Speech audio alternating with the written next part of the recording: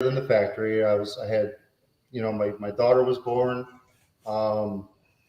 2017. No, sorry, 2014 she was born. And then,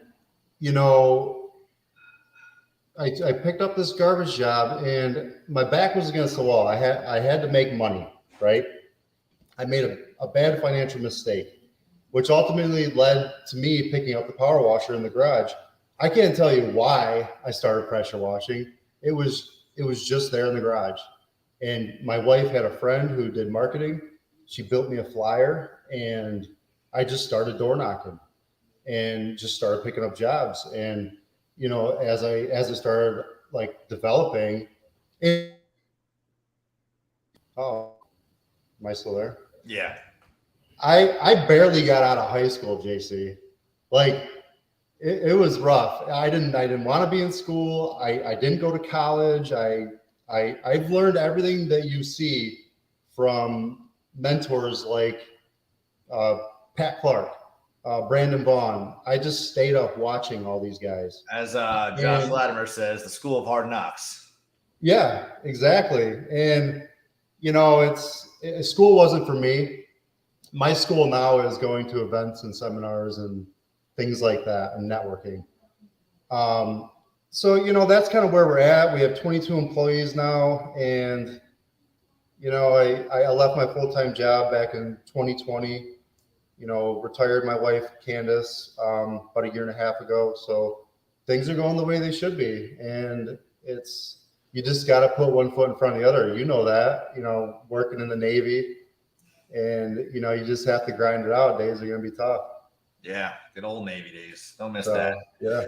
All right, so daughter 9 and yeah, I have a son who's 6. Okay, there we go. And yeah, like they were young when this all started, coming into, growing the business, and those days were tough. I mean, I don't know if you saw it, but I put a big post up beginning of the week, kind of displaying a little bit of the sacrifices that you go through, with your kids. Yeah, it's not easy. It's hard, and it's you fight with yourself on, am I doing the right thing? Am I doing the right thing for my family? Am I doing the right thing for myself? Am I doing the right thing for my team? And it's not an easy answer, but it's important that you have that support system to help you gain clarity through that. And I believe you do have an amazing support system out there. You and Candace, I met you and Candace last year at Sales Boost. And had it not been for Tony, you guys, my brother. I know. It's well, what's funny about that, JC, is like I feel like we have this connection from Tony, right? Because you guys served in the military together, and he's my brother-in-law. I look at him as my own brother. I've known him for a long time. And when I was early on in the stages of business, he said to me, he goes, I got a buddy that I served with. His name's JC. He lives in North Carolina. He's crushing it down there. And then I looked you up, and then I was like, oh, yeah, he is crushing it. His business looks awesome. And then I just continued on, and then we met at Sales Boost. And I remember seeing you. I remember seeing the Cape Fear. I'm like, that's the guy right there. So. And I wouldn't say, we're best friends. We don't talk every day, every week or anything like that. But when we do talk, like we're very intentional. We do get real deep with things. And that's what I love about the connection that we made together, is that we have that ability and that comfort with each other to like just hammer down those things. And it was just recently where you and I had a real deep one, and it was deep for both of us. But that's why had it not been for that event, had it not been for Tony, we wouldn't be having these conversations right now. So it's why the important things of getting out and networking and finding other like-minded individuals like yourself. I mean, I can't lift as much as you do. I'm trying. I got little leg syndrome, and I'll never get over that, and I'm fine with that. But we do have a lot of other things in common. I can't pull off a Christmas jacket like you do, though. Not yet, anyways. That's because you got to get it tailored for your arms, man. You're such a big guy. Why show them off? I can't put a blazer on. That's just do the cutoffs. Do the cutoffs. Yeah. Dude, I am gonna do that. I am gonna wear a cutoff blazer. There you go. See, marketing ideas. Then you can still represent the guns. I think the team would love it too. That's awesome. Yeah. So what else we got going on? So you talked about why you started All Clean. Obviously, Yep. it wasn't just a pressure washer in the garage, friend did some marketing for you, and then everything was easy. That you said 2019, I think you said it was. So I started casually 2017, 2018 by myself. 2019 is when I rebranded the name to All Clean. And that's when I hired our first employee, Jonathan, the guy with the long hair and the ponytail. And then it just took off from there. It just blew up. Yeah, now you've got some wild numbers. I remember talking last year, the numbers you guys were Yep. doing in the springtime. It's just insane how you go from like nothing because of all the snow to explosive growth. Let's talk legit. about what's that? Yeah. I said that's legit. Like we literally last year we did 0 in January, 0 in February, 30,000 in March, all the way up to 200 grand in April, to 275, to 275. So there's like a huge, we have 9 months to capitalize on revenue here. So it's like, we go hard. Yeah. 275 is absolutely insane because you're only running how many crews? That was 3 crews last year. So our trucks are set up just to be efficient. But that goes back to setting that standard. I know what I could do out in the field when I was alone. So that when Johnny came in, I found him at the gym. He's like a thoroughbred racehorse. So when he came in, I showed him exactly how I did things. And then when we started adding partners into the crews and building the trucks with the partners, I know there's an industry standard of 1,800 to 2,200 a day per truck. I don't follow that standard. Like we're 25 to 3,500 plus. How many hours a day do you do? Was that a 10-hour workday? 8 to 10 hours. Okay. Yeah. Sometimes these guys are back. Like this past week, we just started full time. Some guys are rolling in at 1:30. Sometimes they're 2:30, 3:30, still hitting 2,500 plus. So it's really all about being efficient and getting the crews set up for success. And it starts with, okay, we got 2 guys on every job. They have the right equipment to do the job. How are they conducting the work? Like, are they working on the same part of the house at the same time? No, like one guy's in the back, another guy's in the front, and they're just like flying around this thing.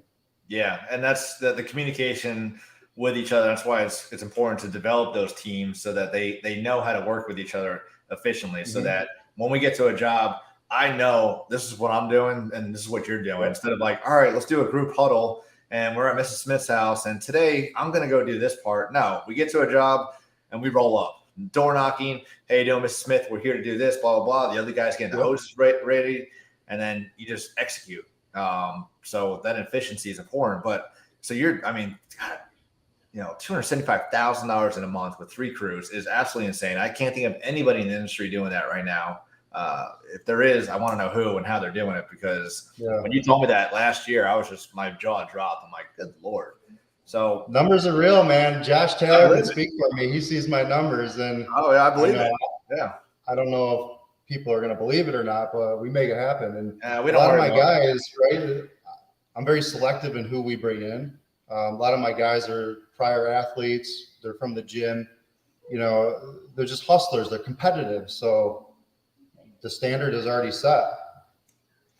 Now, even during that peak, when you guys are grinding out that hard every single day, there's one thing that I saw in your daily post or your weekly post with your team is that everybody was still smiling, still happy, and still having a good time. And that's hard. It's very hard for culture to be that alive when you're that busy, expect 100%, have, the customer satisfaction at a high because most people think, well, he's probably just cranking them out and has, really high call rate and low Google reviews. And that's not the case with you guys. So what are some things that you're doing other than doing push-up and pull-up contest out there to keep the team alive? It's the same thing you're doing, right? Like I'm not cooking every day like you are, but I'm bringing in breakfast sandwiches. I'm going to Dunkin' Donuts. I'm there. I'm showing up. I'm there. I'm here every day. Whether it's the beginning of the day or the end of the day, I'm here saying, good job. Guys killed it. And that part just comes natural to me. And just having that camaraderie with them really helps. And we do the events, we make sure that we get it planned out and we get everybody involved. And it's a lot of work. but it's fun. I have fun. We have fun every day, even on the bad days. Yeah, no, I see it. And do you come from an entrepreneurial family? I do. So my grandfather started 4 businesses right down the road from here, actually, 2 motels, a restaurant, and a gas station. And then my mother and father ran the restaurant. So I grew up in a restaurant business. So that's where I really developed a lot of customer service related skills in talking to people and in just making people happy. I thought that was going to be my end all. That's where I was going to end up in the restaurant business. I'm glad I didn't, because it was a little toxic. But yeah, then after high school, I became lost, right? I started working for a factory. I was working for the garbage truck, whatever. And then I never knew I was the entrepreneur that I am until I made that mistake with the money issues. So leading into that, obviously, entrepreneurial family, you wanted to break away from the trend, the family thing. It's not because you resented it, just something it wasn't for you. And you have this amazing culture. At what point did you realize that how important culture was, and what are some things that you are, how did you get that started so that it's staying successful and alive throughout this whole process? Well, I tell you what, when I first started bringing people in, like I said, a lot of the stuff is coming natural to me just because I care for people. I really put myself out there, and I'm there for you. I'm there for you, and I know you're there for me. So when I realized culture was very important was probably at the end of 2021. We did our first $1 million with 6 people. All right. And that was hard. That was really hard. And a lot of people were fried, including myself. And I remember getting on, I can't remember who I got on a call with at this time, but I was basically venting to them, like, I don't know how we're going to keep this up. I don't know what to do. And then, you just start learning, and, you start delegating and bringing people up and elevating them up. So that's where a lot of things changed. Going from 21 to 22 is just, I went from 6 employees to 14 to now 22. I know that we need help to get where we want to go.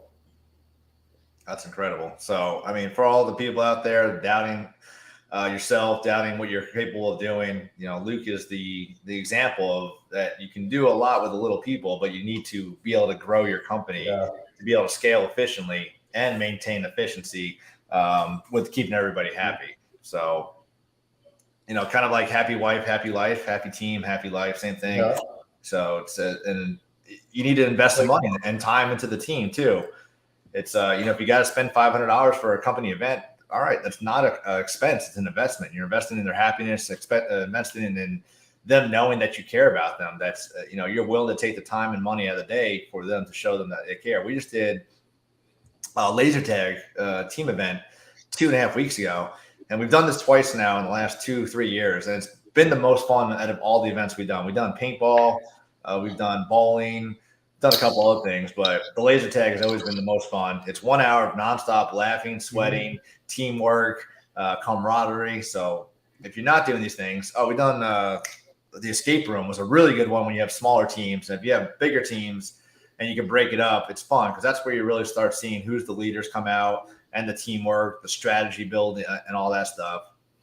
So if you're not doing team event, it's so important, and I don't think enough people realize that. And like I've said a couple of times now, I've worked for other places, and they didn't do any of this. And I just look back at how the culture was. It was shit. It was garbage, and that's just something that I do not want. Right. Moving forward, I don't want,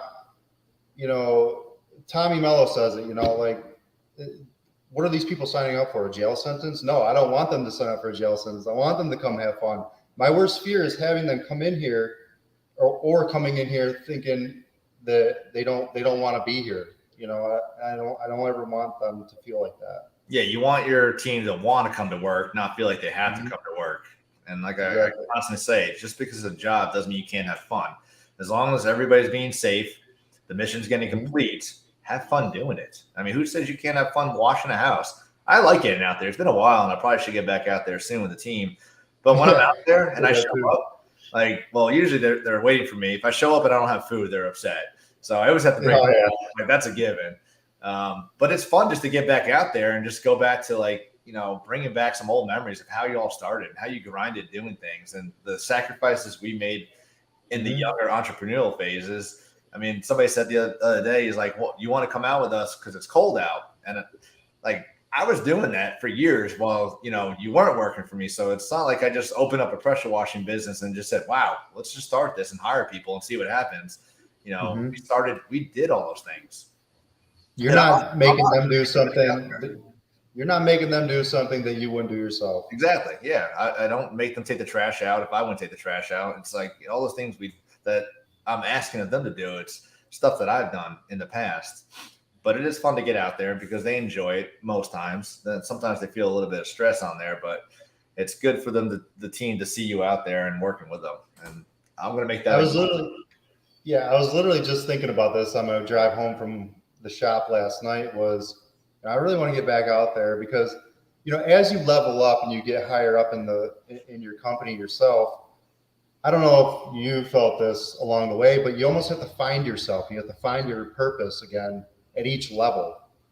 And, I just think back at when I was grinding it out day in, day out to where we are now. It's pretty surreal to think about sometimes. Yeah, and it shifts constantly. I mean, it's always going to be different. And I mean, JC 5 years ago, JC today, completely different JC. My leadership abilities, my why, a lot of that stuff. So it's important to be able to recognize your strengths and your weaknesses and understand that tomorrow is going to be a different person. Next year will be a completely different person if you're trying to grow and scale your company. Yeah, you have to be willing to evolve. Point blank. All right, so we talked about culture. Let's talk about the bads. I mean, not every day is great. And, even me today, 14 years in business, and I've got an amazing team out there. Facebook paints this pretty picture. Like, look at me, I'm smiling all the time. Oh, yeah. Everything's got to be perfect. Happy as can be, no issues at all, when we all know it's just, a show. And deep down, like, we struggle. Like yesterday, I'll be completely vulnerable right now. After I got off the call yesterday, like I was struggling. Like, I don't know what it was. And maybe it was the pressure of who I was speaking with. And I wanted to make sure that I was like to the peak level. All this is new to me right now, getting on here, doing these lives. And Megan keeps saying this is a podcast. This is the podcast that's not a podcast right now. So I don't know what this is, but I like broke down yesterday and I had to go for a bike ride. And luckily my friend Jill called me and said, get your ass out here. And like, I just had to clear my mind. So what are you finding that, what are you doing to recognize your stress, and what are some things that you're doing to help that? I have to go to the gym every morning, every single morning. I don't take days off. I work out 7 days a week, whether I'm just there, like getting the blood flowing, whether it's I'm just doing core, upper body, lower body, whatever, gets me set up mentally for the day. And other than that, there's moments in the day where I just need to be alone. I just need to veg out, whether it's just I'm in my truck, blasting music, just clearing my mind, and I had a counselor for about a year. So I learned a lot about myself through that process, but having a coach for accountability, a counselor, gym, some alone time, family time, it all creates the perfect kind of recipe for me anyways. Yeah. And that stigma of getting a counselor makes you weak. That's a bunch of BS. I've had a counselor before, and just being able to be open with somebody and just talk about something, get an outside perspective of somebody who doesn't know who you are, because a lot of times we talk to people, they're instantly judging you, or they think they know you, or they think they know what's best for you. But just being able to talk freely with somebody and just get a neutral answer is absolutely incredible. So get rid of that stigma. And having an amazing support group is incredible. And I've realized that more lately is being able to be vulnerable with somebody and let them know that you're not okay. Like I had that yesterday. I had to text somebody very important to me, and I said, look, I'm not good right now. And I really said, I was like, I need a hug or something like that. Just, I needed a moment, but somebody didn't know that, because being able to communicate that and not bottle all up is important, because when we do that, we're keeping all that within ourselves. And then we just get to the point where we break down, and it's almost too late at that point. So it's just easier to be able to talk to somebody and have somebody talk you off the ledge, because we've got all this stress as a business owner, as a father, as a son, as a husband, to be perfect in everything we do. And what we assume is perfect, or a picture is perfect, is not what we need to be focused on, because sometimes it needs to be less, and recognize that we're doing things that we should be doing. So yeah, you're going to implode if you hold it all in, point blank. And there is a lot of stigma around being weak by being vulnerable, but I really don't care. We've had many of chats back and forth, where I'm vulnerable with you, and you help me through it, you push me through it. So I appreciate you for that. Yeah, man, that's why I reach out. Yeah, that's why we reach out. Yeah, and then it's good to know who you can reach out to, because sometimes they're not the best influence on you. So yeah, no, I know who my good supporters are. Yeah, it was last year, June, $1 million mastermind I went to for Apex. It was the first time that I said, Ed Milet was up there. He was giving a speech about his father, and I was crying. I was sitting there thinking about my dad, the things that I should be doing better. And I was trying to hide those tears, because I'm surrounded by all these other business owners and successful people. And I'm sitting there trying to hide these tears. Once I finally realized, dude, just let it go. It's okay. It's okay to cry. And then I started looking around, and guess what? I wasn't the only one crying. Everybody. Yeah. Yeah. And I remember talking to you when you were there, and because I saw the pictures and I saw your posts, and I reached out to you, and you said how amazing it was. And I definitely want to get some of those types of events under my belt soon. Did quite a few events last year, but that just looked that looked awesome, man. Pat Clark at Sales Boost this year. Tommy brought him up there and asked him to, talk about his experience, or, what got him through, the company and everything about that. And again, freaking waterfalls. Everybody in the room is you all of a sudden you hear just emotional. And it's 5 years ago. Shit. Yeah, 5 years ago, I'm like, oh, man don't cry, not in public. And now it's just be vulnerable. I mean, we're human. We have emotions. We have feelings. And it's okay to be vulnerable in public, in front of people, because it doesn't make you less of a person. It makes you human. And people want human. I'm just going to cry everywhere I go now. Miss Mary, the job is $3,000. Yeah. Correct. Actually, I bawled like a baby last year before I went to Nesta, and my eyes were still watery when I was talking to this guy, just because it was one of those moments where the beginning of the season, and I wasn't seeing my kids again. I was getting back out there. I was selling more jobs, and we didn't have our sales consultants up to speed yet. And so I was still in the sales field. I was on the phone with my wife, and I just lost it, man. Just completely broke down. And it's the kids, it's still, I still get emotional talking about it now. I'm starting to get emotional thinking about it now, because I'm kind of getting a little, it's always the beginning of the season. Because like I said, we don't do much the first quarter, but now it's explosion time. It's all, so yeah, it's real shit, man. It's not for the weak. And I actually just had a conversation with a kid yesterday in my, private chats. He's a competitor, and I'm not going to go too far into this, but basically he told me that everybody thinks I'm a dick and I'm aggressive. I said, listen, you have to be aggressive if you're going to be in business. I go, I'm aggressive for my people, my employees. I'm aggressive for my family and my customers. If you really know who I am, I'm not a dick.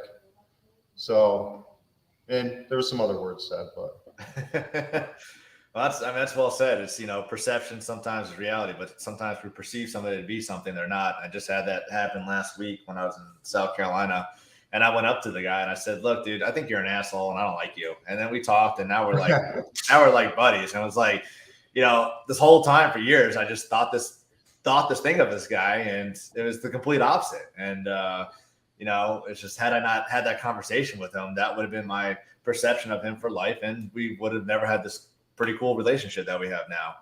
Yeah. It takes more energy to be negative and hold resentment towards somebody than it is to be positive and let it go. Yeah, absolutely. Am I starting to lose you? No, it's all right. You're good. All right.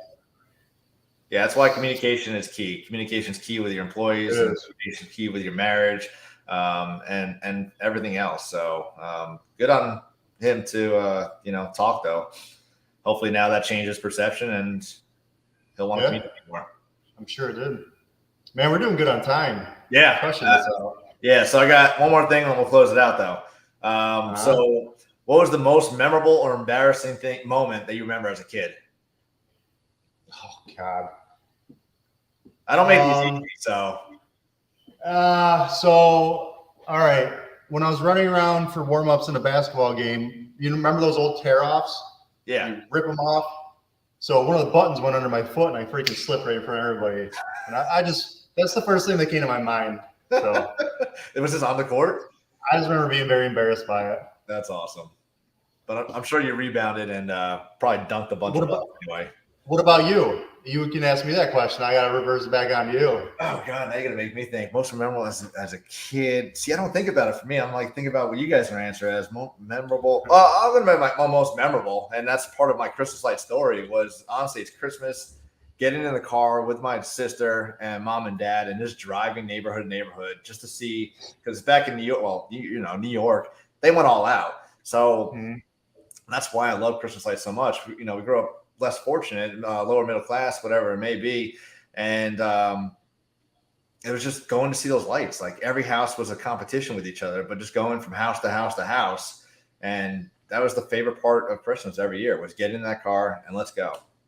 Bundle up with all the coats on because we had snow like you guys have. Down here, we put on friggin' shorts and a t-shirt, but. Oh, I know. I don't want to hear it from you South installers. I didn't want to do lights up until about 2 years ago. I wanted nothing to do with lights, but now I love them. I love it. Yeah, it's amazing. It's a passion and it's exciting, and the emotions that you invoke when you hang Christmas lights for people is absolutely amazing. It is. All right, Luke, we did it. We were a little bit late, but we made it happen. As business owners, we adapt and overcome. Semper Gumby, stay flexible. I appreciate you. Do you have any parting words for the audience? I have some parting words. Yes, I am getting an iPhone next week. Yes. Just so you know, I already planned on it at the beginning of the week, so that should get everybody jacked up. Converted. All right. Everybody crush out the weekend. I don't want no excuses. Everybody get a workout in. That's what I'm going to end with. All right, guys, we're going to be jumping off here with Luke, and then in about a couple minutes, we're going to jump on with the Clipper Girls here shortly, so stay tuned. Thank you. I appreciate you, JC. Bye, buddy.